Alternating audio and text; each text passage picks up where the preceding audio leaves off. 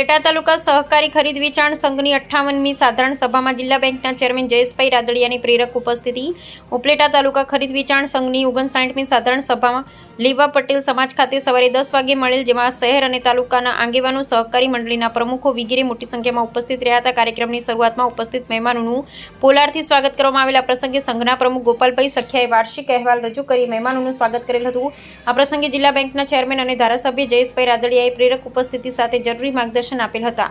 તેમજ આ પ્રસંગે નરસિંહભાઈ મુંગલપરા, રવિભાઈ માકડિયા, વર્ષાબેન ગજેરા, હરિલાલ ઠુમ્મર, છગનભાઈ સુજીત્રાએ પણ પ્રાસંગિક પ્રવચનો કર્યા હતા. આ પ્રસંગે ધારાસભ્ય જયેશભાઈ રાદડિયા, પૂર્વ ધારાસભ્ય છગનભાઈ સુજીત્રા, જિલ્લા ભાજપના રવિભાઈ માકડિયા, જયેશભાઈ ત્રિવેદી, નરસિંહભાઈ મુંગલપરા, નગરપાલિકાના પ્રમુખ વર્ષાબેન ગજેરા, યાર્ડના ચેરમેન, શહેર ભાજપ પ્રમુખ દીપકભાઈ સુવા, સંઘના પ્રમુખ ગોપાલભાઈ સખિયા, ઉપપ્રમુખ ભુરાભાઈ ભોપાળા, તાલુકા પંચાયત પ્રમુખ Ravibhai Virda, Dayalal Gajera, Dalpatbhai Makadiya, manager Dipakbhai Thesiya, school board chairman Nikulbhai Chandravadiya, Kiritbhai Padariya સહિતના આગેવાનો, ખેડૂતો હાજર રહ્યા. કાર્યક્રમનું સફળ સંચાલન આરડીસી બેંકના ઝોનલ મેનેજર ભાવેશભાઈ પાદરિયાએ કરેલ હતું, જ્યારે કાર્યક્રમને સફળ બનાવવા માટે તાલુકા સંઘના કર્મચારીઓ ભારે જહેમત ઉઠાવી હતી. રિપોર્ટર ભાવેશ ગોહિલ, ઉપલેટા.